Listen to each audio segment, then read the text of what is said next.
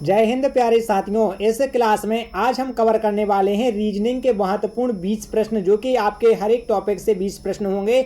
और साथ ही हम आपको ये भी बताएंगे कि इन सवालों को आपको सॉल्व कैसे करना होगा। बेस्ट ट्रिक बताएंगे और सबसे अच्छा बताएंगे। तो आपको वीडियो को लाइक करना है और चैनल को सब्सक्राइब करना है और दोस्तों कम से कम 10 प्रश्नों को वॉच करना है और आपको एनालिसिस करना है कि हाँ, यहाँ पर सही जानकारी दी जाती है और सही से आपको प्रश्नों को एक्सप्लेन किया जाता है। ठीक है, तो आपको रीजनिंग के लिए बेस्ट प्रैक्टिस सेट इससे अच्छा और कहीं नहीं मिलने वाला है, क्योंकि हम यहाँ पर आपको डेली 20 प्रश्न कंप्लीट कराएंगे और यह 20 टॉपिक से ही 20 प्रश्न होने वाले हैं। चाहे एसएससी जीडी का एग्जाम हो या रेलवे का एग्जाम हो या कोई भी एग्जाम हो जहां पर रीजनिंग पूछी जाती है, तो यहां पर आपको ये प्रश्न देखने को जरूर मिलेंगे।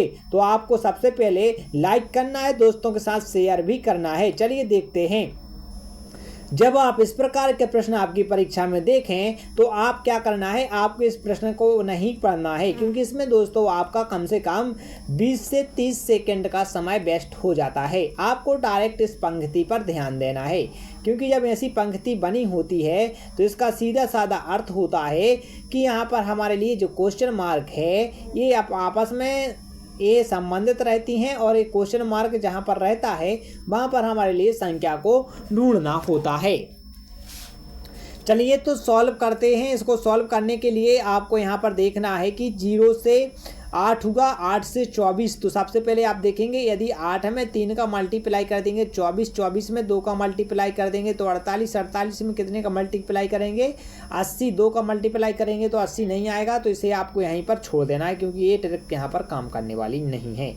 इस प्रकार से इसका क्या हो जाएगा जी, आप प्लस करके देखेंगे तो प्लस 8 हुआ, प्लस कितना हुआ, फिर 16 हुआ, फिर कितना प्लस हुआ, फिर 24 प्लस हुआ, फिर कितना, मतलब आप देख रहे हैं कि 8 की सीरीज जो 8 का पहाड़ है वो चल रहा है। 8, 16, 38, 24, 32, 48 और यहाँ पर 40 आ जाएगा और यहाँ पर 48 आ जाएगा। तो इसमें कितना प्लस करना है हमारे लिए 48। यदि इसमें 48 प्लस करेंगे तो आ जाएगा 168। 168 किस ऑप्शन में है, तो ऑप्शन 4 में, ऑप्शन डी करेक्ट आंसर हो जाएगा। इसका आंसर क्या हो जाएगा 168। इस प्रकार से आपको हल करना है। दोस्तों वीडियो को लाइक और चैनल को सब्सक्राइब जरूर कर दें। नेक्स्ट प्रश्न है कि इसमें संबंधित संख्या पर यहाँ पर क्वेश्चन मार्क में क्या आएगा। ठीक है, ये आरपीएफ में पूछा गया है, एसआई में पूछा गया है। यहाँ पर क्या शब्द आने वाला है ये देखेंगे तो यहाँ पर क्या आएगा क्वेश्चन मार्क की जगह देखेंगे 2 से 3 मतलब प्लस 1 हुआ, और इसमें दोस्तों 5 में प्लस 1 करेंगे तो 6 आ जाएगा, और 6 यहाँ पर है नहीं। तो अब हम यहाँ पर देखेंगे 2 एक प्राइम संख्या है, 3 एक प्राइम है और 4 एक प्राइम है, और यहाँ पर 7 एक प्राइम है। तो ये बन सकता है। ठीक है, प्राइम संख्या वह कहलाती है जो अभाज्य या तो स्वयं से भाज्य होती है या 1 से भाज्य होती है। अभाज्य संख्या को ही प्राइम संख्या कहते हैं। तो आप इसमें कंफ्यूज बिल्कुल भी ना हो। ठीक है, तो यहाँ पर क्या आ जाएगा 7 आ जाएगा। ठीक है, अगला देखेंगे। अगला है यहाँ पर आपका प्रश्न है, नेक्स्ट प्रश्न है, यदि राम को 64 और सीता को क्या कहेंगे। यदि राम के बराबर क्या लिया है इन्होंने, यदि राम को लेंगे RAM राम, यदि 64 हैं तो सीता कितना होगा। ठीक है, सीता का पूछा गया है। तो हम इसे एक बार देखेंगे। आपको कोडिंग डिकोडिंग के लिए वर्णमाला टॉपिक बहुत अच्छे से आना चाहिए। वर्णमाला में क्या होता है, आपको ए की पोजीशन 1 होती है और जेड की पोजीशन 26 होती है। ए पोजीशन आपकी मिडिल जो बीच की पोजीशन होती है वो आपको अच्छे से याद रखना है। जब ये आप अच्छे से याद कर लेंगे, याद करने के लिए सबसे सीधा सिंपल तरीका हम आपको बताते हैं। आपके एग्जाम के लिए रीजनिंग बहुत इंपॉर्टेंट है। इसके लिए आपको क्या करना है, एक जो फोटो कॉपी वाले डॉक्यूमेंट की जब आप फोटो कॉपी कराते हैं उन पेजों को आपको 20 से 25 पेजों को आपको खरीद कर लाना है, और हर एक टॉपिक के लिए आपको एक पेज को चुनना है। जैसे कि आपने एक पेज लिया, इस सवाल को तो हम बाद में देख लेंगे। ठीक है, पहले आप गौर कीजिएगा इस बात पर। 20 प्रश्न आपको ले आना है, पेपर ले आना है। 20 पेपर जैसे ही आप ले आएंगे तो आप एक में लिखेंगे वर्णमाला। ठीक है, आपने वर्णमाला लिख ली और आप उसे देखेंगे, आप जहाँ पर आप स्टडी करते हैं वहाँ पर आप उसे गोंद की मदद से आप उसे क्या है, ग्लू की मदद से आप क्या कर देंगे, उसे चिपका देंगे। तो आप जब पढ़ाई करते रहेंगे तो कभी कभार आप उसे देखेंगे तो वो आपको 2-4 दिन में अच्छे से याद हो जाएगा। कि हम जैसे आपसे पूछेंगे आर की पोजीशन क्या है, तो आप फटाक से बोलेंगे 18 आर की पोजीशन है। इस प्रकार से आपको सारणी बनाकर लिख लेना है। विपरीत शब्द लिख लेना है एक पेज में। ए का जेड हो गया और इस प्रकार से बी का वाई हो गया। इस प्रकार से आपको विपरीत शब्द का एक और रजिस्टर बनाना है, जिसमें से आपको क्या लिखना है, विपरीत शब्द लिख लेना है। इसके बाद में आप एक और बनाएंगे, तो एक बनाएंगे, एक पेज में आपको वर्ग लिख लेना है और चिपका देना है। ठीक है, वर्ग लिखेंगे आप कितना लिखेंगे, 1 से 25 तक लिखेंगे, ज़्यादा नहीं लिखेंगे। ठीक है, 1 से 25 तक ही आपको अच्छे से याद करना है। ठीक है, 1 से 25 तक वर्ग लिखेंगे और वर्गमूल लिखेंगे 1 से 10 तक, बस वर्गमूल लिखेंगे 1 से 10 तक। ये आपको क्या करना है, घन लिखेंगे। ठीक है, ये आपको क्या करना है, ये आपको लिख लेना है, जिससे आप जब भी रीजनिंग की क्लास लेंगे तो आप बिल्कुल सबसे आगे सॉल्व कर रहे होंगे प्रश्नों को, यकीन मानिएगा। ऐसे आपको रीजनिंग के 20 टॉपिक लिखना है, एक में दर्पण लिखेंगे, एक में जल प्रतिबिंब लिखेंगे। इस प्रकार से आपको रीजनिंग के 20 टॉपिक आप जब लिखेंगे तो आप विश्वास मानिएगा, जब आपको 20 टॉपिक आप जब रोजाना देखेंगे तो आपको रीजनिंग में से कोई आधा नंबर भी आपका नहीं काट सकता है। ठीक है, तो चलिए, ये हमारी जो टेक्निक है इसे आपको अपनाना ही होगा। मात्र 20 पेज का खर्चा कितना आएगा, 20 रुपये आएगा, और 10 रुपये में भी बात बन सकती है, और एक पेन का खर्चा आएगा। जब आप क्लास अटेंड करें किसी की टॉपिक वाइज, प्रैक्टिस सेट की बात नहीं कर रहे, टॉपिक वाइज जब दर्पण अटेंड करें तो उसमें इम्पोर्टेंट जानकारी दर्पण के विषय में, प्रतिबिंब के विषय में लिख दें कि जो दर्पण का प्रतिबिंब होता है वो दाएं से पलटता है, ऊपर नीचे जल का होता है। ठीक है, ये जल का ऊपर नीचे हो जाता है। और यदि हम इसकी दर्पण की बात करें तो दर्पण में आपको यहाँ पर लिख लेना है कि लेफ्ट का राइट हो जाता है। ठीक है, जो लेफ्ट में रहता है, जैसे लेफ्ट में ये मोटी लाइन है और राइट में पतली लाइन, तो आप जब इसे दर्पण में देखेंगे तो मोटी लाइन इस साइड आ जाएगी, क्योंकि लेफ्ट का राइट में और पतली इस साइड। इस प्रकार से आपको बना के लिख लेना है। जब आप ये 20 पेज चिपका लेंगे आपके स्टडी जो रूम होगा उसमें, स्टडी रूम में आप जब चिपका लेंगे तो आप देखेंगे कि आप सबसे आगे हैं रीजनिंग में। हर विषय के साथ आप ऐसा करिएगा, 20 से नहीं बल्कि आप 30 पेज भी लाइए, हर टॉपिक का बनाइए और लिखिए, जिससे आपको अच्छे से याद होता है। दोस्तों, ये स्टडी की जो टेक्निक है ये आपको बहुत कारगर होने वाली है साबित। ठीक है, तो आप इसे ज़रूर अपनाइएगा। चलिए प्रश्न की ओर चलते हैं। तो आपका प्रश्न है जो, यदि राम का भार 64 है, तो देखेंगे हमने पहले कहा था कि डिकोडिंग में आपको अल्फ़ाबेट RAM राम, आप इसे देखेंगे एक बार, 18 है, इसे देखेंगे तो इसका कोडिंग क्या है, 1 है, इसका है 13 है। इसे आप एक बार प्लस करेंगे तो ये आ जाएगा 32। अब 32 को 64 बनाना है तो डबल करना है, सीधी सी बात। इसे हमने डबल कर दिया तो 64 आ गया। चलिए इसी प्रकार से हम सीता का निकाल लेते हैं। सीता का सन S, ठीक है, S कितना हो जाएगा, 19 हो जाएगा, प्लस हो जाएगा I9 T आपका 20 और 1। ठीक है, ये आपको प्लस कर लेना है। जैसे आप प्लस करेंगे तो ये कितना हो जाएगा, 49 हो जाएगा। देख लीजिए, प्लस करके देख लीजिएगा एक बार। 9 9 दूनी 18, 18 और 1 19, 19 की 9, 1 हासिल, और 2 1 3, 1 हासिल की 4। हाँ, कितना हो जाएगा ये, 49। 49 का मल्टीप्लाई 2 में करेंगे तो हो जाएगा आपका 98। ठीक है, 98 इसका करेक्ट आंसर हो जाएगा। कहाँ पर है, ऑप्शन सी में। अगला प्रश्न देखेंगे, नीचे दिए गए प्रश्नों को हल कीजिए। अब देखिए, इन संख्याओं को तोड़ फोड़ मरोड़ कर, इन संख्याओं को तोड़ने फोड़ने से ये 54 प्राप्त होता है। कुछ भी करो और इन संख्याओं में कुछ भी करो तो यहाँ पर क्या प्राप्त होगा, जो यहाँ पर किया होगा वो यहाँ करना होगा। तो यहाँ पर आपको हमने कहा था वर्ग 1 से 25 तक आपको अच्छे से आना चाहिए। यदि वर्ग आता है तो ये बिल्कुल सिंपल से सवाल है आपके लिए। देखिए कैसे सिंपल से सवाल है, आप इसका आंसर देने का प्रयास कीजिए। सबसे पहले क्या होगा आंसर, चलिए तो आपका टाइम आउट होता है, आप पुश करके आप इसका आंसर लगा सकते हैं, क्योंकि हम यहाँ पर ज़्यादा टाइम नहीं लेंगे। तो देखेंगे सबसे पहले 2 का वर्ग, ठीक है, 2 का वर्ग करेंगे हम। 2 का कितना होता है, 4। ठीक है, 4 लिख लेंगे। 5 का 25, और फिर दोस्तों यहाँ पर 4 का 16 और यहाँ पर दोस्तों 3 का 9। इन्हें प्लस करेंगे तो अपना टोटल आ रहा है 54। ठीक है, कितना आ रहा है, 54। तो ये यहाँ सर ऐसा आंसर हो जाएगा। चलिए और देख लेते हैं, इसमें देख लेते हैं सबसे पहले 12 का वर्ग करेंगे तो 12 का 144 प्लस 13 का 169 प्लस 14 का 196 और 15 का 225। तो ये क्या हो गया, ऐसे हम टोटल करेंगे तो ये आ जाएगा 734। तो किस ऑप्शन में, ऑप्शन सी में इसका करेक्ट आंसर हो जाएगा। ठीक है, ऑप्शन सी इसका करेक्ट आंसर है। अगला प्रश्न देखेंगे हम, आरेख वाला है। ठीक है, आरेख वाला हमें कैसे हल करना है। देखिए सबसे पहले हम मकान को बनाएंगे, क्योंकि खिड़की कमरा मकान सबसे बड़ा है, तो ये हमने मकान बना लिया। मकान में क्या होते हैं, कमरे होते हैं, तो कमरे का बना लिया। और कमरे में क्या होती है, खिड़की। तो इस प्रकार से आरेख होगा। इसे ऐसा प्रोवाइड किया जाता है जैसे हमसे पूछा गया मानव, तो मानव हमने देखिए हमसे 3 शब्द दे दिए गए हमारे लिए, मानव। ठीक है, मानव के बाद हमारे लिए दे दिया गया पुरुष, फिर दे दिया गया स्त्री। तो हम इसे कैसे आरेख बनाएंगे, ये मानव सभी हैं। ठीक है, तो यहाँ पर पुरुष और ये स्त्री, ये क्या हो जाएगा, ये इनका बन जाएगा। इस प्रकार से हमारे लिए बनाना होता है, बिल्कुल समझदारी का काम होता है इस आरेख को बनाना। अगला है आपका, किसी कूट भाषा में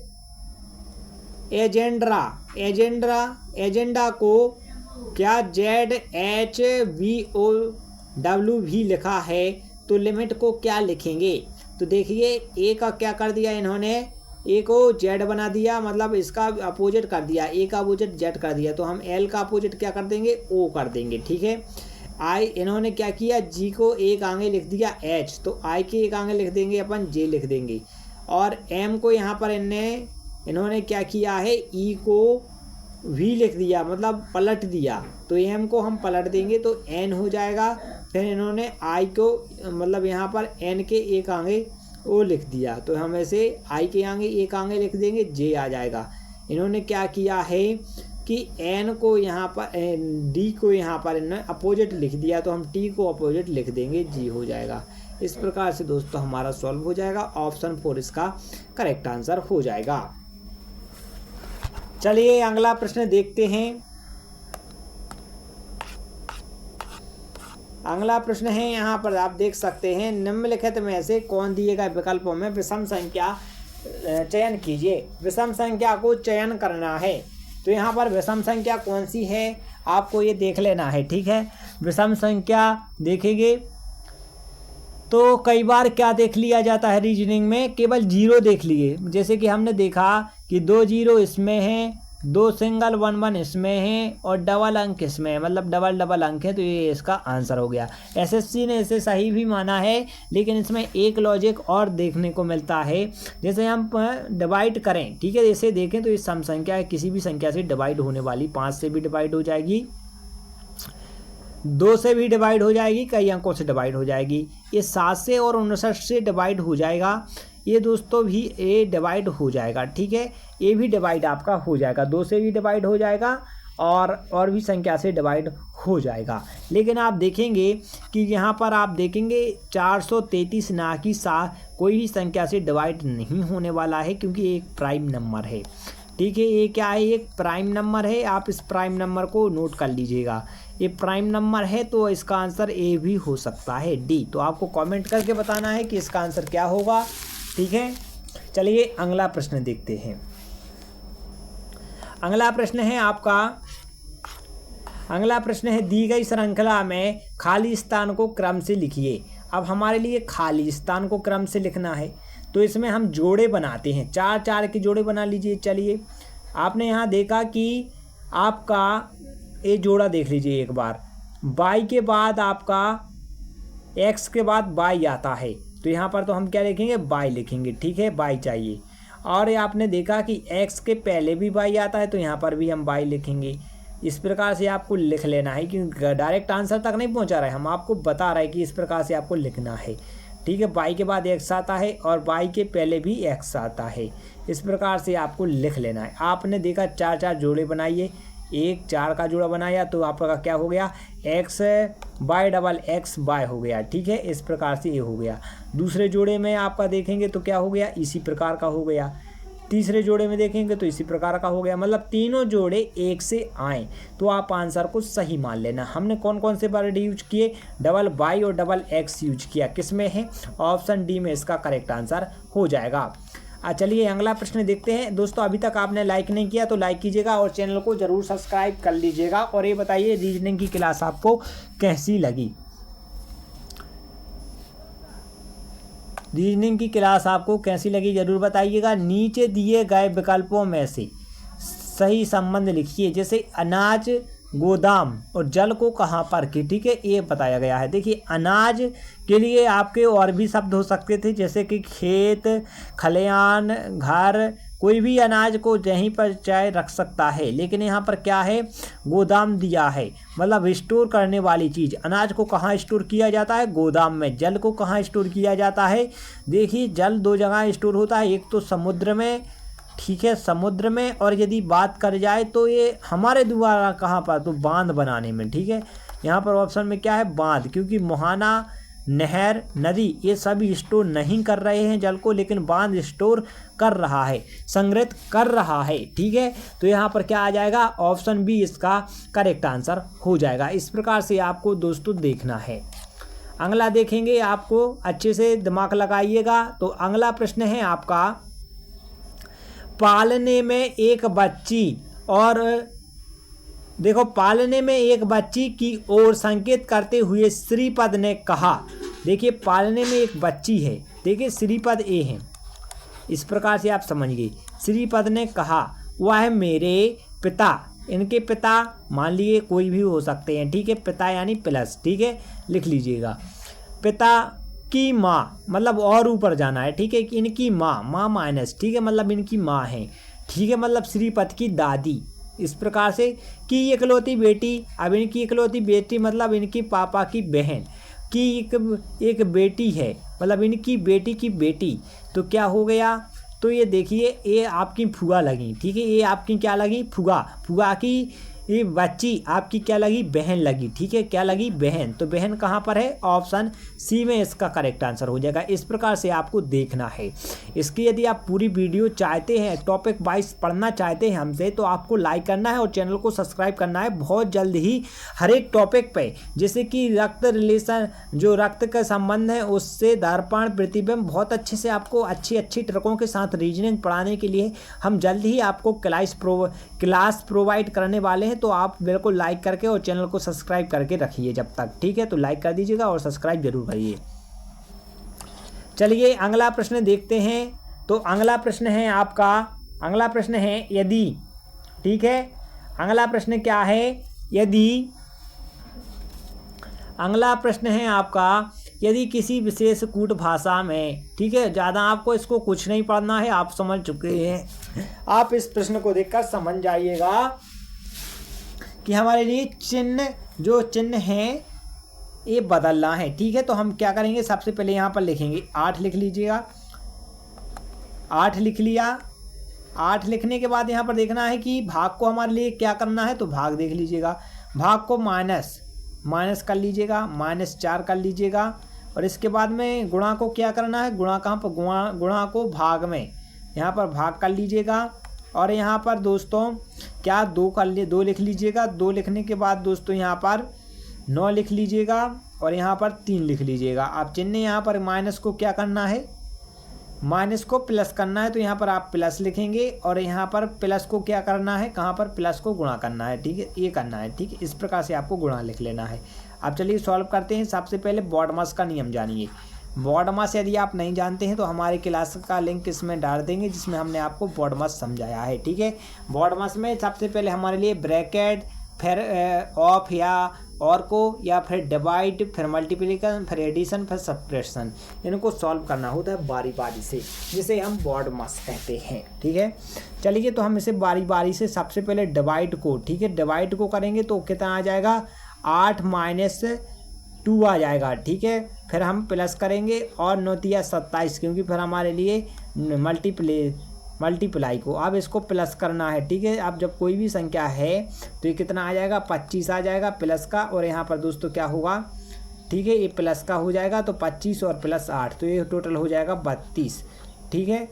25 और 8 कितना हो जाएगा 33। ठीक है, तो ये आंसर कितना है, ऑप्शन डी में इसका करेक्ट आंसर है। दोस्तों बॉडमस को हम एक बार यहाँ पर हम आपको अच्छे से एक्सप्लेन कर देते हैं बॉडमस को। ठीक है, बॉडमस का रूल हमसे क्या कहता है एक बार ये जानिए। ठीक है, बॉडमस जिसे बदमाश रूल भी कहा जाता है, BOD बॉडमस, MAS मस। अब यहाँ पर देखिए बी से ब्रैकेट को हल करना है आपके लिए, ब्रैकेट वगैरह हो। ठीक है, ब्रैकेट को हल करना है, ये सबसे बड़ा मंजिला इस प्रकार से हल होते हैं। ठीक है, फिर ऑफ या और है उसे हल करना है। फिर आपको डिवाइड को हल करना है, अगर डिवाइड है तो आपको डिवाइड को हल करना है। फिर आपको मल्टीप्लाई को हल करना है। फिर आपको क्रम से करना है। ठीक है, फिर आपको एडिशन यानी प्लस को हल करना है। फिर सब्ट्रैक्शन मतलब माइनस को हल करना है। आप इन क्रम को जमा लीजिए और अच्छे से याद कर लीजिएगा कि किसे सबसे पहले हल किया जाता है। चलिए देखते हैं आगे।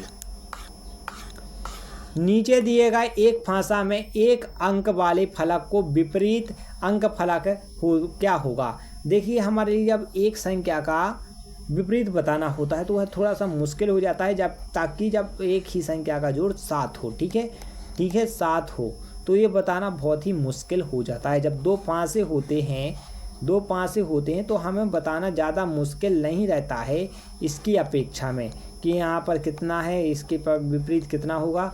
लेकिन जब यहाँ पर दोस्तों मात्र कितना फांसा, एक फांसा हो तो थोड़ा सा कठिन हो जाता है। चलिए हम इसे सॉल्व करने की बात करते हैं। तो ऐसी स्थिति में क्या करते हैं कि इसमें कौन कौन सी संख्या नहीं है। तो इसमें 3 नहीं है, 4 नहीं है, 5 नहीं है।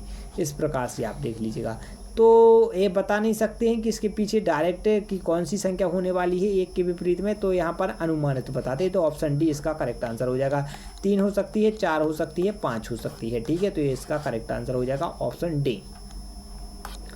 अगला प्रश्न है आपका, दिए गए उत्तरों में से कौन से निम्नलिखित शब्दों का सार्थक क्रम है। यहाँ पर दोस्तों हमारे लिए सार्थक क्रम बताना है कि कौन सा सार्थक क्रम है। जैसे कि हमने सबसे पहले देखे जाएंगे, सबसे छोटा सदस्य होता है, सदस्य के बाद परिवार होता है, परिवार के बाद नंबर 1 पर सदस्य होता है, नंबर 2 पर परिवार होता है, नंबर 3 पर समुदाय, नंबर 4 पर इलाका, नंबर 5 पर देश। हमारा क्रम क्या बन गया, 2 1 मतलब 3 नंबर 1 पर आएगा तो 3 किसमें सम में है। और दूसरे नंबर पर क्या आ जाएगा, ए आएगा तो ये एक सम में है। तीसरे नंबर पर आएगा समुदाय 2, तो 2 तीसरे नंबर पर सिर्फ 2 विकल्पों में है, ये तो क्रॉस हो गया, ये क्रॉस हो गया। ठीक है, फिर आएगा 5, इसके बाद में आएगा आपका इलाका 4, तो 4 यहाँ पर लास्ट में, तो ये नहीं है। ये दोस्तों इसका करेक्ट आंसर हो जाएगा। इस प्रकार से आपको देखना है। ठीक है, अगला प्रश्न देखेंगे हम। अंग्रेजी वर्णमाला में बहुत अच्छे से समझिएगा, इसको आप समझने के लिए हमारी क्लास को बहुत अच्छे से ज्वाइन कर सकते हैं। ठीक है, इसे समझना बहुत ही आसान है, लेकिन ये कई लोगों के दिमाग में छेद करके रख देता है, फिर भी ये क्या होता है, याद नहीं होता, समझ नहीं आता। इसे सॉल्व करने के लिए कुछ नहीं करना है। ओ से वाई तक हमने कहा था अंकों को बस आपको पता रहना चाहिए। ओ से वाई तक, ठीक है, ये हो गया वाई। ओ से वाई तक कितने अंक आते हैं, ए है आपका 15, ए है आपका 25। ठीक है, तो इसमें कितने अंक आएंगे, बीच में आएंगे, मतलब इन अंकों को तो हम मिलाकर 11 अंक होंगे। वो हम आपको अंक नहीं बता रहे हैं तो भी हम आपको सॉल्व करके बता रहे हैं। ठीक है, जब आपसे कोई भी या ए से लगा के जेड, ठीक है, ए से लगा के जेड तक पूछा जाए, बीच में जब आपसे लेफ्ट मतलब बाएं से किसी भी, जैसे ए के बाएं से 8वें के बाएं से, मतलब 8वें के बाएं से, तो ये क्या होता है, घट के बताना होता है, क्योंकि हम वापस होते हैं वहाँ से।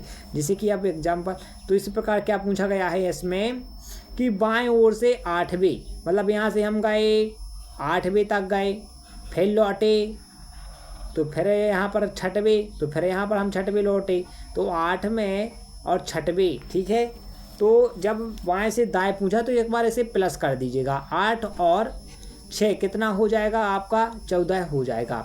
जब आप 14 करेंगे तो आपको यहाँ से गिनती करना है, 1 और ये करेंगे तो कितने अंक थे, 11, तो 11 घटा देंगे, 14 में से 11 घटा देंगे तो कितना डायरेक्ट हो जाएगा अपना का, आपका बरकेगा तीसरा, तो तीसरा बता देना है। 15 में 3 प्लस करेंगे तो कितना हो जाएगा, 18। 18 किसका अंक है, क्यू का। ठीक है, नहीं 18 नहीं, क्यू। अब हमें तीसरा बताना है ना, तो इसमें कितना प्लस करेंगे, तीसरा बताना है। तो ये हो जाएगा ओ हो जाएगा, ओ के बाद आपका क्या हो जाएगा, ओ के बाद आपका हो जाएगा ओ पी क्यू, तीसरा क्या हो जाएगा क्यू। तो क्यू इसका आंसर हो जाएगा। क्यू कहाँ पर है, ऑप्शन ए में क्यू है।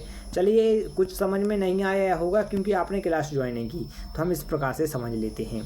बहुत simple, O P Q R S T U U V W X Y, इस तक जाना है। अब हमारे लिए 8वां, तो 1 2 3 4 5 6 7 8, ये हो गया 8वां।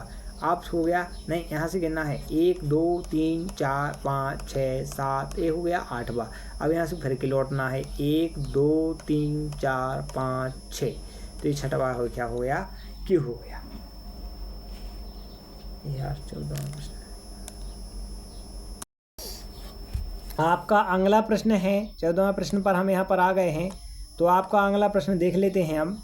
अगला प्रश्न है, अंग्रेजी वर्णमाला में अक्षर वाई और ओ के मध्य स्थित अक्षर, मतलब सिर्फ जो कुछ होना है इन दोनों के बीच के अक्षरों में होना है। चलो लिख लेते हैं, O P Q R S T U V W X Y, A है, ठीक है। ए हो गया ओ, ए हो गया वाई, वाई के बीच में, ठीक है। बाईं ओर से, बाईं ओर अर्थात इस प्रकार से, तो 1 2 3 4 5 6 7 8, 8वें स्थान, ठीक है, वी हो गया। के 6वां अक्षर, तो 1 2 3 4 5 6, ये हो गया 6वां, ठीक है। तो क्या हो गया, ऑप्शन ए इसका करेक्ट आंसर हो गया। इस प्रकार से हमारे लिए निकालना है। अगला प्रश्न देखेंगे हम, निम्नलिखित में से, ठीक है, वह शब्द चुनिए जो दिए गए शब्द अक्षरों का प्रयोग करके नहीं बनाया जा सकता। इन अक्षरों के माध्यम से ही बनाए गए शब्द कौन कौन से हैं और कौन सा नहीं है। तो फोर्ट, फोर्ट यहाँ पर देख रहा है, फोर्ट, इनको शब्दों को मिलाकर फोर्ट बना दिया गया। सॉफ्ट, सॉफ्ट बनाया जा सकता है क्योंकि SOPT, हाँ ये सभी है यहाँ पर, ठीक है। टर्न, टर्न यहाँ पर आप देख सकते हैं यहाँ पर है। और रोम, यही भर का, तो ये इसका आंसर हो जाएगा क्योंकि यहाँ इसमें ROA वर्ड यहाँ पर कहीं पर भी नहीं है और OA इसमें मिल जाएगा। तो इस प्रकार से आपको इसमें देखना है। अगला प्रश्न है आपका, देख लीजिएगा, निम्नलिखित में से, ठीक है, कथनों के बाद निष्कर्ष दिए गए हैं, कथनों के आधार पर निष्कर्ष का अध्ययन करें और उत्तर का उचित विकल्प का चयन करें। ये कुछ पढ़ने की आवश्यकता नहीं थी वैसे, ठीक है। चलिए तो देख लेते हैं इन प्रश्नों को एक बार।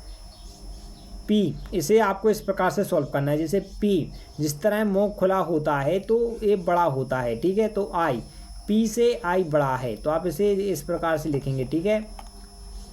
पी, पी से आई बड़ा है, तो ऊपर लिख लीजिएगा आई।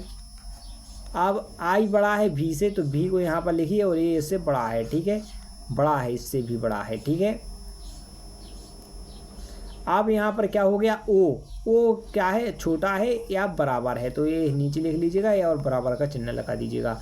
क्या पूछा गया है, आई से ओ बड़ा है, बिल्कुल सही बात। जो आई बड़ा है वो ओ से बिल्कुल बड़ा है, ठीक है। आप देख सकते हैं कि ऊपर कुर्सी पर बैठा हुआ है, तो ये बिल्कुल कथन सही है, परंतु ये सही नहीं है क्योंकि यहाँ पर दोस्तों क्या लगा है, बराबर है, बराबर भी है, तो इसका चिन्ह लगा हुआ है, यहाँ पर लगा नहीं हुआ है, तो ये गलत है। तो केवल निष्कर्ष एक सत्य है, ऑप्शन ए करेक्ट आंसर हो जाएगा। इस प्रकार से आपको इस निष्कर्ष को देखना है। नीचे दिए गई आकृति में त्रिभुज की संख्या ज्ञात कीजिएगा। अब चलिए इनमें हम त्रिभुज गिनते हैं। जब हम देखेंगे एक त्रिभुज यहाँ पर है, एक यहाँ पर है और ये सबको मिलाकर एक हो गया, ठीक है। एक ये रहा आपका त्रिभुज, एक हो गया, ये 1 2 हो गया और ये 3 हो गया। इसमें 3 त्रिभुज है, मतलब ये षटकोण है, तो 3 × 6 हो जाएगा, ठीक है। 6 3 18 है, तो इसमें कितने हो जाएंगे, 18 त्रिभुज हो जाएंगे। ऑप्शन सी इसका करेक्ट आंसर है क्योंकि एक कोण में कितने हैं, 3 है और इसमें 6 कोण है, तो ये हो जाएगा 18 है, ठीक है। इस प्रकार से आपको हल करना है। दोस्तों अभी तक आपने लाइक नहीं किया है तो लाइक कर दीजिएगा और इस चैनल को सब्सक्राइब और शेयर जरूर कर लें। दर्पण, देखिए दर्पण का प्रतिबिंब कैसा बनता है, हमने पहले बताया था कि दायां का बायां होता है, ठीक है, सिर्फ और कुछ नहीं होता है। जो बाएं में है वो दाएं में पहुंच जाएगा। अब हमने देखा कि ये बाएं में है बी, तो ये दाएं में किस में पहुंचा, इसमें पहुंचा, इसमें पहुंचा, इसमें पहुंचा, तो इसको डिलीट कर दो क्योंकि ये आंसर हो ही नहीं सकता। अब यहाँ पर जो है, अब डी का शुरुआत देखते हैं। डी यहाँ पर कौन से स्थान पर है, इसमें नहीं है, ये बीच में आ ही नहीं सकता, तो ये तो हो ही नहीं सकता, इसे क्रॉस कर लीजिएगा। इसमें बी है, इसे अभी रहने दीजिएगा। इसमें बी है, नहीं है, तो इसे भी सॉल्व डिलीट कर दीजिएगा। तो मात्र वर्ग का कितना, ऑप्शन सी, जिसका ये करेक्ट आंसर हो जाएगा। चलिए दर्पण को एक बार समझते हैं। दर्पण देखिए, जब हमारा कोई भी, जैसे कि मान के हमने बताया ए चिन्ह लगा लीजिए, ये डबल है, एक साइड ए है सिंगल, ठीक है, आप इसे समझना। ये जैसे ए बना दिया, तो जब हम यहाँ पर दर्पण रखते हैं तो ये पलट जाता है, यूँ हो जाता है, ठीक है। क्या हो जाता है, ए उस साइड आ जाएगा, मतलब ऐसा आ जाएगा, और ए ऐसा आ जाएगा, मतलब दायां का बायां पलटने को दर्पण में ए होता है सिर्फ। जैसे कि आपने देखा कि यहाँ पर डी है, तो डी का यहाँ पर क्या हो जाएगा, उल्टा हो जाएगा, बी हो जाएगा, ठीक है। डी का क्या हो जाएगा, बी हो जाएगा। 5 है तो 5 ही रहेगा, लेकिन क्या सा हो जाएगा, पलट जाएगा। इन नायक है तो इन नायक हो जाएगा। इस प्रकार से 5 यहाँ पर पलट जाएंगे, 8 हो जाएगा, और 7 यहाँ पर ऐसे पलट जाएगा। इस प्रकार से दोस्तों इसका करेक्ट आंसर ऑप्शन सी, इसका करेक्ट आंसर हो जाएगा। अगला प्रश्न है आपका, देख लीजिएगा। अगला प्रश्न है कागज के टुकड़े से संबंधित एक प्रश्न है। देख सकते हैं, कागज के टुकड़े को मोड़कर एक छेद किया जाता है और उसे खोला जाता है, तो वह छेद किस प्रकार से दिखाई देगा। जब कागज को एक बार मोड़ा, चलो मोड़ दिया, फिर के मोड़ा मतलब 2 बार मोड़ दिया, और इसमें एक छेद कर दिया। अब चलिए खोलते हैं। एक बार खोला तो यहाँ पर आ गया एक और, फिर एक बार खोला तो यहाँ पर 2 और आ गए। इस प्रकार से 4 होंगे, और 4 कहाँ पर होंगे दोस्तों, ऊपर ही 4 होंगे, क्योंकि दोस्तों यहाँ पर थोड़ा सकरा है, यहाँ पर चौड़ा है। देखेंगे 4 यहाँ पर, नीचे ऊपर आ ही नहीं सकते, तो नीचे कैसे आ सकते हैं, जब ऊपर छेद किया है, तो ऑप्शन सी इसका करेक्ट आंसर हो जाएगा। इस प्रकार से आपको देखना है। ये है 20वां प्रश्न, जिसमें आपको आयत गिनकर कमेंट करके बताना है दोस्तों, और ये बताना है कि ये क्लास आपको कैसी लगी। वीडियो को लाइक कर दें, चैनल को सब्सक्राइब कर दें, और यदि आप रीजनिंग का टॉपिक वाइज पढ़ाई चाहते हैं तो आपको कॉमेंट करना है, और इस वीडियो पर 1000 लाइक करवाने हैं। 1000 लाइक करने के बाद आपकी डेली दोस्तों हर टॉपिक पर क्लिक, मतलब जो वीडियो है वो आने लगेगी। तो आप वीडियो को लाइक कर दें और चैनल को सब्सक्राइब जरूर करते। मिलते हैं नेक्स्ट वीडियो में। जय हिंद, जय भारत।